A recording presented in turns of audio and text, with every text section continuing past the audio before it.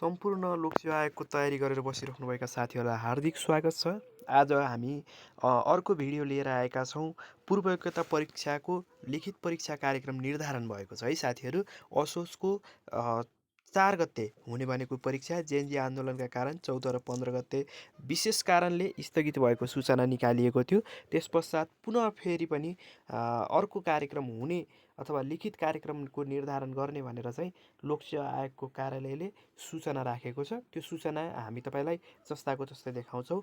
यो भिडियो तपाईँलाई कस्तो लाग्छ कृपया पछिसम्म हेरेर साथ दिनुहोला। भिडियोलाई एकचोटि पनि स्किप नगरिकन हेरेर साथ दिनुहुनेछ भन्ने महत्त्वपूर्ण आशा लिएका छौँ र सङ्गठित संस्था सम्बन्धी परीक्षाका विभिन्न ज्ञानमूलक भिडियोहरू हामी यस युट्युब च्यानल मार्फत प्रकाशन गर्नेछौँ, प्रसारित गर्नेछौँ र त्यो सामग्री तपाईँलाई कस्तो लाग्छ कृपया सल्लाह सुझाव दिन नभुल्नुहोला। राम्रो लागेमा सेयर पनि गर्न सक्नुहुन्छ र हाम्रो युट्युब च्यानललाई सब्सक्राइब गर्नुभएको छैन भने सब्सक्राइब गरेर पनि साथ दिनुहोला, जसको लागि युट्युब च्यानलको नजिकै रहेको बेल आइकन क्लिक गर्ने र त्यहाँबाट हाम्रो युट्युब च्यानलको सदस्यता लिन सक्नुहुन्छ है।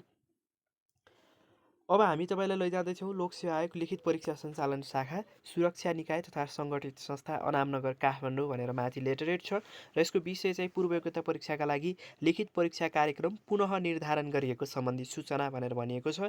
यो सूचना पहिले नै आएकोले पुनः निर्धारण गरिएको भनेर लेखेको छ। यसमा चाहिँ सङ्गठित संस्थाको अप्राविधिक तर्फका है सहायक स्तर खरिदार श्रेणी खरिदार वा सो सरह वा चौथो तह वा सो सरह पदको खुला प्रतियोगितात्मक परीक्षा लिखित परीक्षा हुने एकीकृत पूर्व योग्यता परीक्षाको पूर्व निर्धारित कार्यक्रम मिति 2082 5 महिना 25 गतेको आयोगको सूचना नम्बर 344 2082-83बाट स्थगित गरिएकोमा देहाय बमोजिम हुने गरी पुनः परीक्षा कार्यक्रम निर्धारण गरिएको बेहोरा सम्बन्धित सबैको जानकारीका लागि यो सूचना प्रकाशित गरिएको छ भनेर भनेको छ। हामीले चाहिँ सङ्गठित संस्थाको विज्ञापन नम्बर 16/651 8283/8283 भयो। पद सेवा समूह र उपसमूहमा चाहिँ फेरि सहायक स्तर द्वितीय श्रेणी खरिदार वा सो सरह चौथो तह वा सो सरह भनेर भनेको छ।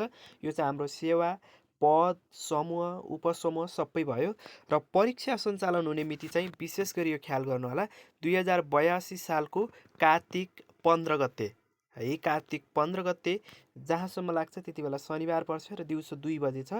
परीक्षा केन्द्रहरू कहाँ कहाँ छन् त भन्दाखेरि उम्मेदवारले दरखास्त पेश गरेका आयोगका कार्यालयहरू जस्तै इलाममा हुनसक्छ। इलामबाट तपाईँले एप्लाई गर्नुभएको छ, इलामलाई परीक्षा केन्द्र राख्नु भएको छ भने इलाम, धनकुटा, खोटाङ, जलेश्वर, हेटौडा, काठमाडौँ, पोखरा, बागलुङ, बुटवल, दाङ, सुर्खेत, जुम्ला, दिपायल र महेन्द्रनगरबाट निर्धारण भए बमोजिम हुनेछ भनेर भनेको छ। यसमा चाहिँ के हुन्छ भन्दाखेरि तपाईँले परीक्षामा भर्दाखेरि फर्म भर्दाखेरि कुन चाहिँ केन्द्रलाई प्रिफर गर्नुहुन्छ अथवा कुन केन्द्रबाट परीक्षा दिनुहुन्छ भनेर सोध्या हुन्छ। त्यस केन्द्रमा तपाईँले कुन कुन ठाउँ राख्नु भएको छ त्यही केन्द्रबाट दिन पर्नेछ। र नोट भनेर भनेको छ परीक्षा र सोच सम्बन्धी अन्य शर्त साबिकको मिति 2082 साल 4 महिना 7 गतेमा प्रकाशित सूचना नम्बर 40/2082-83 को विज्ञापनमा उल्लेख भए बमोजिम हुनेछ भने चाहिँ 4 महिना 7 गते जे सूचना प्रकाशित भएको थियो त्यही सूचना बमोजिम चाहिँ बाँकी परीक्षाका कार्यक्रमहरू के हुनेछन् त भन्दाखेरि प्रकाशित हुनेछन्। यो सूचना लोकसेवा आयोगले 2082 साल असोज 7 गते निकालेको थियो र यो सूचनामा चाहिँ कार्तिक 15 गते परीक्षा हुने भनेर निर्धारण गरेको छ। सम्पूर्ण साथीहरूले त्यही अनुसार आफ्नो तयारीलाई अगाडि बढाउन पनि हामी हार्दिक अनुरोध गर्न चाहन्छौँ र के कुनै कन्टेन्टमा भिडियो चाहिएको छ भने पनि कमेन्टमा लेख्न नभुल्नुहोला। यो भिडियोलाई सेयर गरेर पनि साथ दिन म हार्दिक अनुरोध गर्न चाहन्छु है।